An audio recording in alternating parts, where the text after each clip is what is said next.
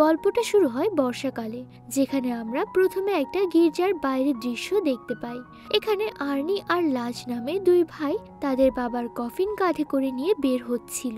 কিন্তু গির্জার সিঁড়ি দিয়ে নামতে নামতে আর্নি তখন লাজের স্যুটের কালার নিয়ে তার সঙ্গে তর্ক করতে শুরু করে। একজন তো বলে তুমি কালো স্যুট পরেছো, কিন্তু অন্যজন বলে কই না তো, আমি ধূসর কালারের স্যুট পরেছি। এই নিয়ে তাদের দুই ভাইয়ের মধ্যে তর্ক যখন চরম পর্যায়ে চলে যায়, ঠিক তখনই কফিন তাদের দুই ভাইয়ের হাত থেকে ফসকে নিচে পড়ে যায়। কফিনটি তো সিঁড়ি দিয়ে পিছলে গিয়ে সামনে দাঁড়িয়ে থাকা একটা গাড়ির সঙ্গে গিয়ে ধাক্কা খায়। ধাক্কা লাগার কারণে কফিনের উপরের পার্ট খুলে যায় আর তাদের বাবার দেহটা একটা ম্যানহলের মধ্যে গিয়ে পড়ে। দুর্ভাগ্যজনক আবার হাস্যকর ওই ঘটনার পরই এই দুই ভাইকে তার বাবার ম্যানেজমেন্ট অফিসে দেখা যায়। এটা ছিল অনেক পুরাতন মডেলের। একসময় তাদের বাবা এই ফ্যাক্টরি থেকে প্রচুর টাকা ইনকাম করেছে, কিন্তু সময়ের পরিবর্তনের সঙ্গে সঙ্গেই তো এই পাটের তৈরি দড়ির চাহিদাও কমতে থাকে, কারণ বাজারে এখন সেই স্থানটা নিয়ে নিয়েছে নাইলনের মতো ফাইবার দিয়ে সস্তা তৈরি দড়িগুলো। এরপরই অফিসে একজন আইনজীবী আসে আর তাদের দুই ভাইকে তার বাবার শেষ ইচ্ছাপত্রটা পড়ে শোনায়। ওখানে লেখা ছিল যে তারা দুইজন যেন একসঙ্গেই ফ্যাক্টরিটা চালায়। ছোট ভাই লাজ তো এই প্রস্তাবে বেশ খুশি, কারণ সে সবসময় এই ফ্যাক্টরির কাজে তার বাবাকে সাহায্য করত। তার বিশ্বাস ছিল এই ফ্যাক্টরিটা আবারও একদিন লাভজনক হবে। কিন্তু বড় ভাই আর্নি তো এই পুরাতন মডেলের ফ্যাক্টরি নিয়ে কোনো আগ্রহ দেখায় না। তার মতে এত পুরনো জিনিস তো মিউজিয়ামে রাখা উচিত। আর তাদের দুই ভাইয়ের মধ্যে আবার এই মতবিরোধ পুরো ফ্যাক্টরি চালানোর প্রক্রিয়াকে একটা হাস্যরসের মধ্যে ফেলে দেয়, যেটা থাকবে আমাদের এই পুরো গল্প জুড়ে। আর্নি তখন লার্জকে বলে যে আমরা এই ফ্যাক্টরিটা বিক্রি করে দেব। ঠিক ওই সময় আইনজীবী তাদেরকে একটা বাড়ির কাগজ দেখায়। এটা সম্পর্কে ওই দুই ভাই আগে থেকে কিছুই জানতো না।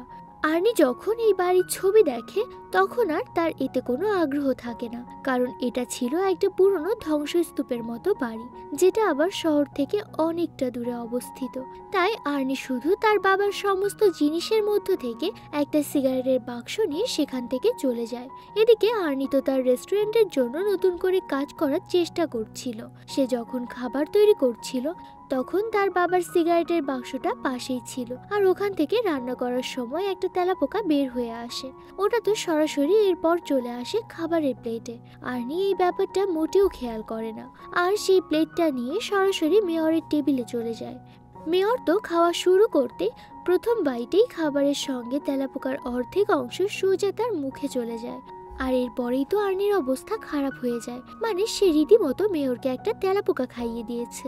এদিকে মেয়র যখন বুঝতে পারে সে তেলাপোকা খেয়ে ফেলেছে, সে তো ভয়ে চেয়ার থেকে পড়ে ওখানে হার্ট অ্যাটাক করে ফেলে। আর কিছুদিন পর দেখা যায় মেয়রের মৃত্যু হয়ে গিয়েছে। তার মানে বুঝতে পারছো বন্ধুরা, এই ঘটনাটা ঠিক কতটা ভয়াবহ পর্যায়ে চলে গিয়েছে। ওই ঘটনার পর তো রেস্টুরেন্ট চিরতরে বন্ধ হয়ে যায়। অন্যদিকে ফ্যাক্টরির অবস্থা তো দিন দিন আরো অবনতি হচ্ছিল। সেখানে বড় একটা নাইলন তৈরির কোম্পানির দুইজন লোক আসে। তারা লার্জের সামনে বলে যে তোমার এই ফ্যাক্টরি থেকে তো তেমন কোনো লাভই হচ্ছে না, আমরা এটাকে কিনে নিতে চাই। লার্জ এবার বেশ দ্বিধায় পড়ে যায়, সে কি করবে বুঝতেই পারছিল না।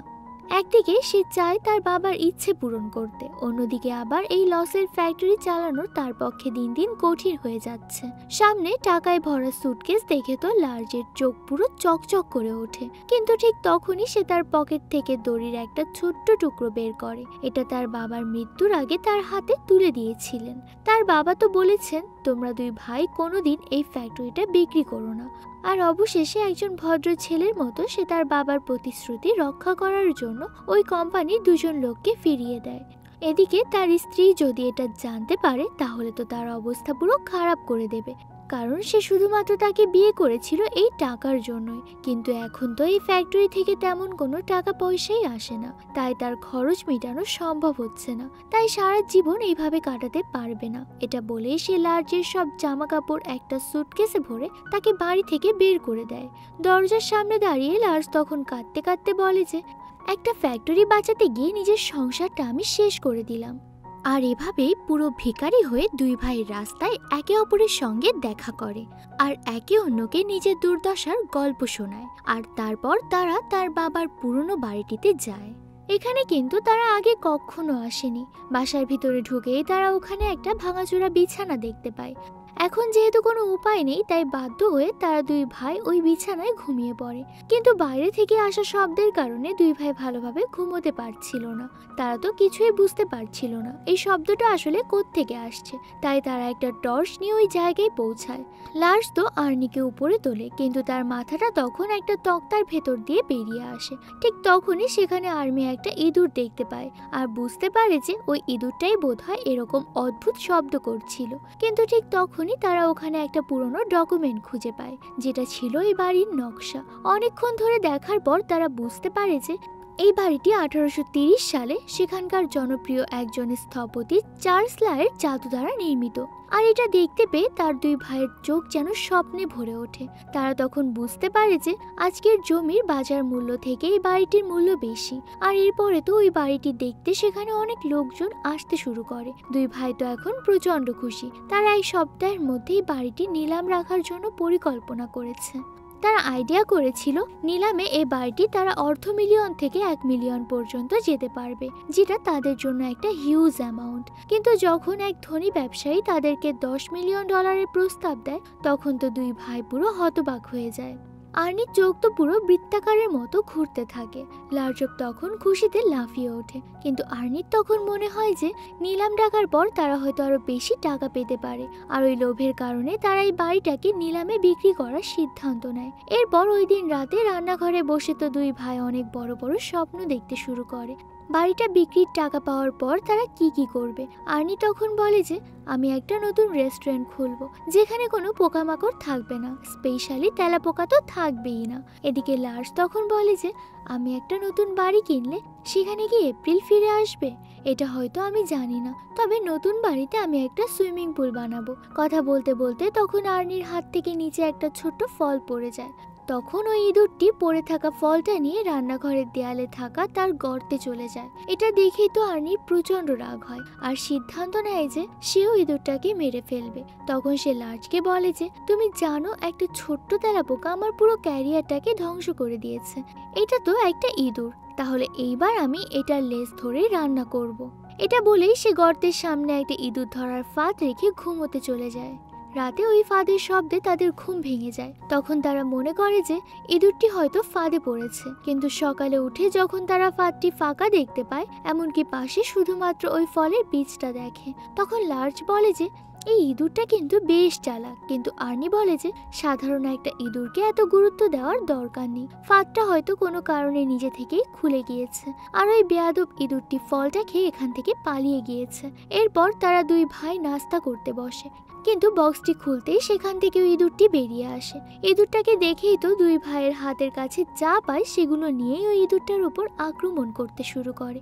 কিন্তু এরকম তাড়াহুড়ো করে ছোড়া জিনিসগুলো উল্টো তাদের নিজেদের গায়ে এসেই লাগে।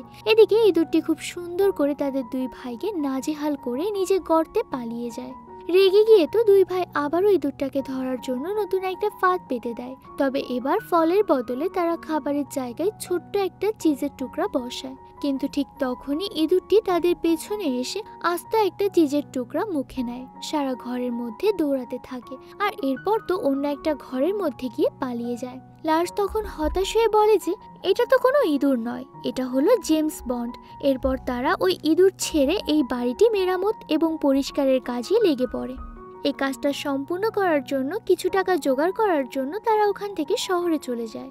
সন্ধ্যায় আর্নি সেখানে একটা সুন্দর বাথটাব নিয়ে ফিরে আসে, কারণ তার মনে হয়েছিল এমন একটা বাথটাব দেখলে হয়তো বাড়ির মূল্যটা আরো বেড়ে যাবে। তারা দুই ভাই যখন সিঁড়ি দিয়ে বাথটাবটা নিয়ে উপরে উঠছিল, কাচের একটা জারের ভেতর থেকে তারা ইঁদুরের বিশাল একটা মুখ দেখতে পায়। এতে করে তারা ভয় পেয়ে তো ওখানে চিৎকার দিয়ে ওঠে। আর্নি তখন বলে যে এটা কি ইঁদুর নাকি কোনো গডজিলা? ভয় পেয়ে তারা দুই ভাই তো ভারসাম্য হারিয়ে ওই বাথটাবের মধ্যেই পড়ে যায়। আর বাথটাবটা সহ তারা বাড়ি থেকে অনেকটা দূরে বরফের মধ্যে এসে পড়ে।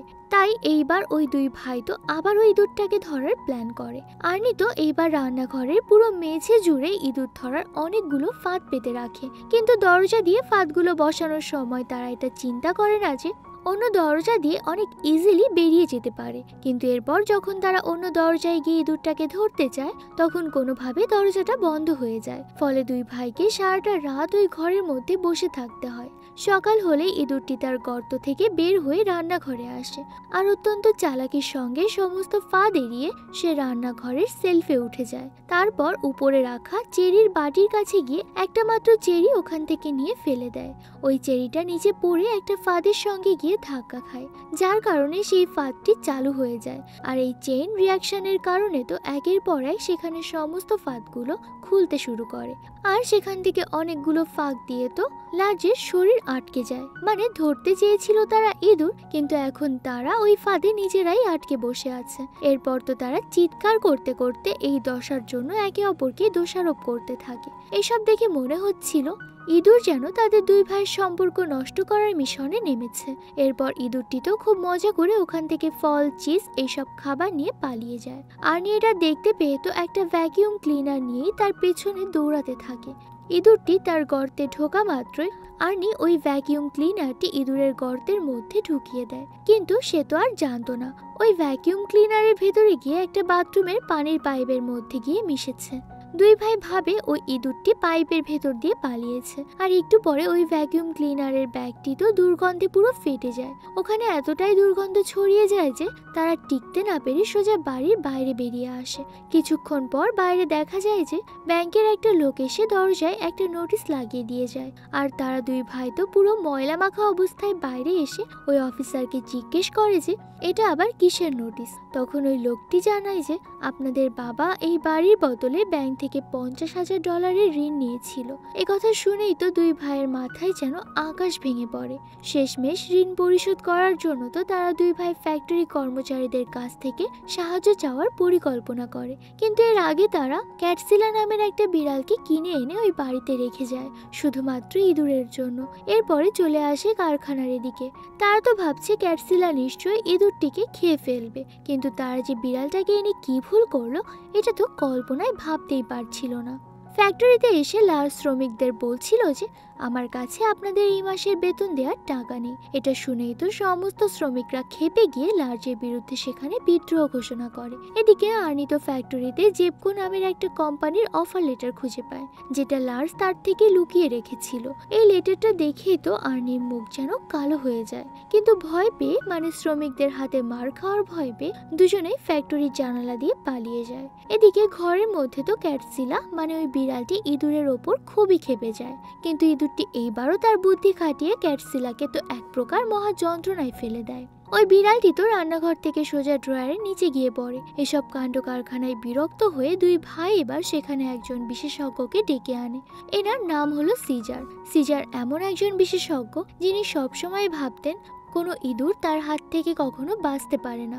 তিনি তার গাড়িতে করে ইঁদুর ধরার সমস্ত সরঞ্জাম সহ একটা ছোট্ট বোমাও নিয়ে এসেছেন। সিজারের আগমন দেখে তো আর্নি আর লার্জ নিশ্চিত হয়ে যায় যে এইবার অন্তত ইঁদুর আর পালাতে পারবে না। এবার সিজারকে বাড়িতে রেখে তারা দুইজন গাড়িতে করে তাদের ফ্যাক্টরির দিকে চলে আসে। কিন্তু সেখানে পৌঁছে দেখতে পায় তার সমস্ত শ্রমিকরা তাদের বিরুদ্ধে স্ট্রাইক করেছে। তাই লার্জ তো প্রথমে তাদের হাত থেকে বাঁচতে দ্রুত ব্যাগ ফ্যাক্টরির মধ্যে গিয়ে আশ্রয় নেয়। আর আর্নি তো ভয় পেয়ে ফ্যাক্টরি থেকে অনেক দূরে পালিয়ে যায়। ফ্যাক্টরির মধ্যে ঢুকে লার্জ মেশিনগুলো চালু করে এবং কিছু দড়ি বানানোর চেষ্টা করছিল। কিন্তু দুর্ভাগ্যবশত তার শার্টের একটা সুতো তখন মেশিনে লেগে যায় আর তার ওই শার্টটা পুরো খুলে গিয়ে সুতায় রূপান্তরিত হয়ে যায়। তখন ফ্যাক্টরির মধ্যে এসে দেখতে পায় তার স্ত্রী এপ্রিল এসে বসে আছে। এদিকে বাইরে তো আর্নি লার্জকে না জানিয়ে ওই ফ্যাক্টরি সেই কোম্পানির কাছে বিক্রি করার সিদ্ধান্ত নেয়। সে জেপকোকে কোম্পানিকে ফোন করে একটা নির্দিষ্ট সময় মিটিং ফিক্সড করে। এরপর সে সময় মতো একটা জায়গায় গিয়ে পৌঁছায়, কিন্তু সেখানে গিয়ে দেখতে পায় দুজন সুন্দরী মেয়ে তার সামনে বসা। তারা আবার বারবার আর্নিকে বিভিন্নভাবে সিগন্যাল দিচ্ছিল। আর আর্নি তো ফ্যাক্টরি বিক্রির কথা ভুলেই গিয়েছে।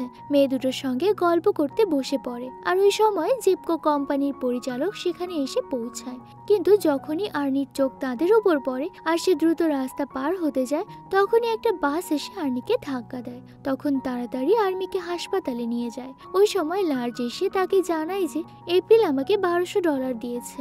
এদিকে তাদের বাড়িতে সিজার এখনো তো ইঁদুরটাকে ধরার চেষ্টা করছিল। সে বাড়ির বিভিন্ন জায়গায় সিসিটিভি লাগায় ইঁদুরটাকে খুঁজে বের করার জন্য। ওই ক্যামেরাটা তো বিভিন্ন তারের সঙ্গে লাগানো ছিল, কিন্তু ইঁদুরটিও তো চালাক কম না, তাই সে বুদ্ধি করে ক্যামেরার একটা তার কেটে দেয়।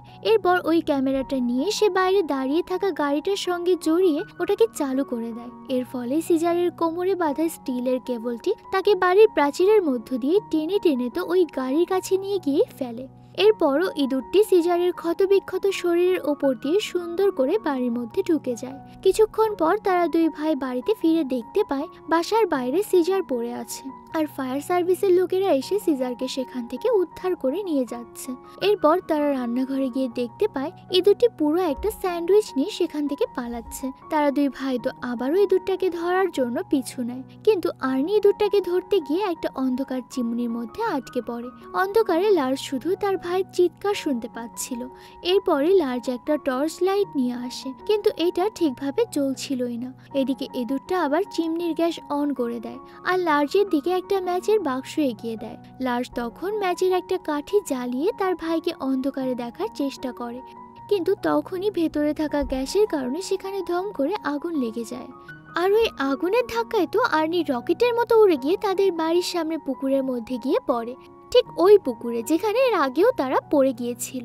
এদিকে ওই আগুনের কারণে তো লার্জের অবস্থা শোচনীয়। আর তারপরে দেখা যায় আগুনের ধাক্কায় একটা আলমারি এসে তার উপরে পড়ে। সে তো তার হাতে প্রচন্ড ব্যথা পায়। অন্যদিকে আর্নি তো কোনো রকম পুকুর থেকে উঠে বাড়িতে ফিরে আসে। এইবার তো সে ইঁদুরটার ওপর প্রতিশোধ নেওয়ার জন্য একটা বন্দুক তুলে নেয়। লার্জ তখন তাকে অনেক বোঝানোর চেষ্টা করে আর বলে, তুমি কি পাগল হয়ে গিয়েছো? বন্দুক দিয়ে ইঁদুর মারবে, এতে আমাদের বাড়ির আরো অনেক ক্ষতি হতে পারে। কিন্তু আর্নি তো কোনো কথা শোনারই পাত্র নয়। সে লাগাতারই বুলেট ছুটতে থাকে, কিন্তু অনেকগুলো গুলি করেও সে ইঁদুরটি কিছু করতে পারে না।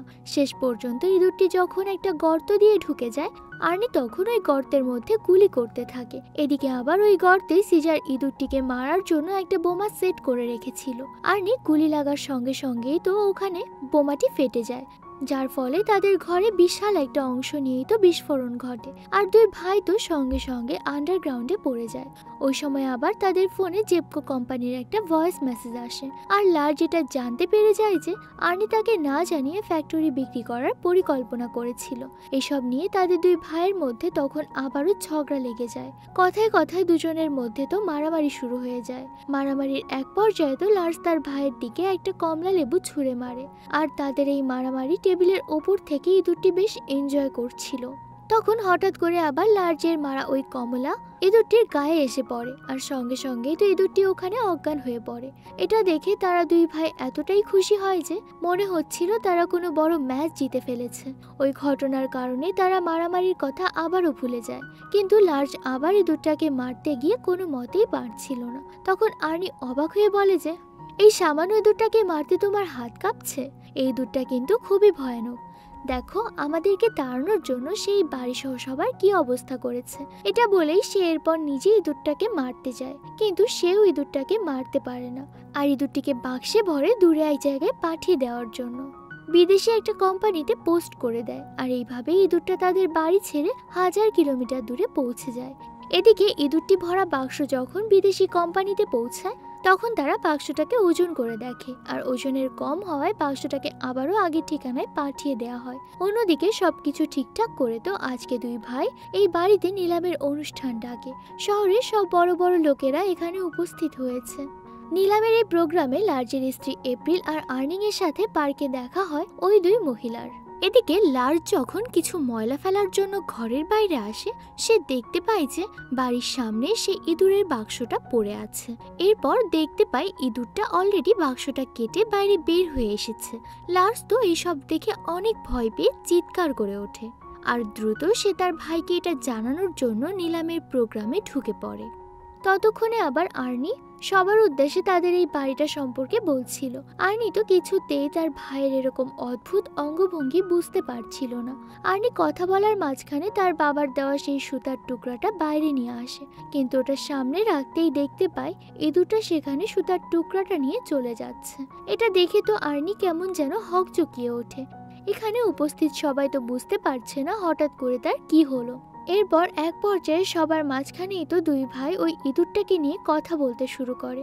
সবার অদ্ভুতভাবে তাকানো দেখে তারা ভাবে যে সবাই হয়তোবা ইঁদুরটাকে দেখে ফেলেছে আর এই বাড়িটি কিনবে না। তাই তারা দুই ভাই এখন নিলাম ছেড়ে ইঁদুরটাকে ধরার চেষ্টা করে। ইঁদুরটা ওদিকে পালাতে পালাতে আর্নির এক বান্ধবীর অদ্ভুত চুলের মধ্যে চলে যায়। তখন দুই ভাই বসে চেষ্টা করছিল ইঁদুরটাকে ধরার, আর এসব করতে করতে ভুলবশত আর্নির বান্ধবীর চুলে আগুন লেগে যায়। আর আগুন নেভানোর জন্য আর্নি তাড়াহুড়ো করে পানির বদলে সেখানে হুইস্কি ঢেলে দেয়। ফলে আগুন তো সেখানে আরো তীব্র হয়ে জ্বলে ওঠে। লার্জ তখনই আগুন নেভানোর জন্য গার্ডেনের পানি দেওয়ার পাইপ নিয়ে চলে আসে, কিন্তু তার আগে আগুনটা নিভে যায়। আর এদিকে দেখা যায় ইঁদুরটা পালাতে গিয়ে পেছনের একটা গর্তে ঢুকে পড়ে। আর্নি তো কি করবে কিছুই বুঝতে পারছিল না, তাই হতাশ হয়ে সে প্রথমে লার্জের কাছ থেকে পাইপটা ছিনিয়ে নেয় আর ওই গর্তের মধ্যে ঢুকিয়ে দেয়। এরপর তারা দুই ভাই আবারও ওই নিলাম অনুষ্ঠানে ফিরে আসে। এদিকে পাইপের চাবি খুলে গিয়ে তো তাদের পেছনের ঘর পুরো পানিতে ভরে যেতে শুরু করে। তবে এই দুটি কোনো রকমে নিজের জীবন ঠিকই বাঁচিয়ে নেয়। ওই পানির ট্যাঙ্কে সব পানি তো ধীরে ধীরে অনুষ্ঠানের পেছনের ঘটায় জমতে থাকে। এদিকে নিলামে তো বাড়ির মূল্যের দাম মাত্র $500,000 থেকে শুরু হয়, কিন্তু শেষ হয় $25 মিলিয়ন। দুই ভাই তো খুশিতে সেখানে দাঁড়িয়ে ভাবছিল এত টাকা দিয়ে তারা কি করবে। কিন্তু ঠিক তখনই দেখা যায় দেওয়াল ভেঙে সেখানে পানি ঢুকে পড়ে। ওই পানির বেগ এতটাই বেশি ছিল যে অনুষ্ঠানে বসে থাকা সব মানুষকে ছুঁড়ে বাইরে ফেলে দেয়। এই সব কিছু দেখে তখন সবাইকে বোঝানোর চেষ্টা করে যে এটা তো আমরা দেখানোর জন্য করলাম, যাতে করে সবাই বুঝতে পারে আমাদের বাড়িটা ঠিক কতটুকু মজবুত। কিন্তু ঠিক তখনই আর্নি চোখের সামনে বাড়িটা বিকট শব্দ করে ভেঙে পড়ে। আর সেই সঙ্গে সঙ্গে নিলামে আসা প্রত্যেকটা মানুষ তো ঘটনাস্থল ছেড়ে দ্রুত জীবন নিয়ে সরে যায়। সবাই চলে যাওয়ার পর দুই ভাই তাদের সেই ভেঙে চুরে যাওয়া বাড়িটার দিকে তাকিয়ে থাকে। আর ঠিক তখনই তার বাবার দেওয়া সেই দড়ি সুতা সামনে এসে পড়ে। তারা ভাবে যে বাড়িটার সঙ্গে সঙ্গে হয়তো ইঁদুরটাও মারা গেছে। এত বড় ক্ষতির পর তারা দুই ভাই অবশেষে তাদের বাবার সেই পুরনো ফ্যাক্টরিতে ফিরে আসতে বাধ্য হয়। এই সময় লার্জ হালকা হাসি দিয়ে বলে যে দেখেছো, আমরা বাড়িটা হারালাম, নিলাম শেষ করে ফেললাম, কিন্তু এখনো কিন্তু ফ্যাক্টরি দখল করতে আসেনি। কিন্তু তারা তো আসলে এটা জানতো না যে ইঁদুরটা তাদের সঙ্গে ছিল, মানে তাদের গাড়ির নিচে লুকিয়ে ফ্যাক্টরি পর্যন্ত পৌঁছে গিয়েছে। ওরা তখন লক্ষ্য করে যে একটা পনির টুকরো দড়ির ওপর রাখা, আর দেখতে দেখতেই পনির টুকরোটা চোখের সামনে এবার সুতার বান্ডিলের মতো পরিবর্তন হয়ে যায়। আর দুই ভাই দেখতে পায় উপর থেকে ইঁদুরটা তাদের দিকে তাকিয়ে আছে। তারা এবার বুঝতে পারে এই সব কিছু ইঁদুরটাই করেছে। আজকে এই ইঁদুরটাকে দেখে তো তাদের দুই ভাইয়ের মনে পড়ে যায় তাদের বাবা হয়তো এই ফ্যাক্টরিটাকে চালানোর নতুন একটা আইডিয়া তাদেরকে দিয়ে গিয়েছে। এরপরে দৃশ্য পরিবর্তন হলে আমরা দেখতে পাই তারা এই ফ্যাক্টরিটা চালু করেছে। এখন আর তারা এখানে কোনো দড়ি বানায় না, বরং পনিরের তৈরি বিভিন্ন ফ্লেভারের বিভিন্ন বান্ডিল বানায়। নতুন এই আইডিয়ায় তাদের ফ্যাক্টরিটা খুব দ্রুত জনপ্রিয়তা লাভ করে। এখন তাদের সেই ছোট্ট ইঁদুরটা যে একসময় তাদের পুরো নাজেহাল করে রেখেছিল, মানে সে এখন এই পুরো ফ্যাক্টরি প্রোডাক্ট ডেভেলপমেন্ট এমনকি কোয়ালিটির কাজও করে থাকে। এভাবেই ইঁদুরের সাহায্য নিয়ে তারা দুই ভাই তাদের স্বপ্নের জগতে পৌঁছে যায়। আর আমাদের আজকের এই সুন্দর গল্পটি এখানেই শেষ হয়ে যায়।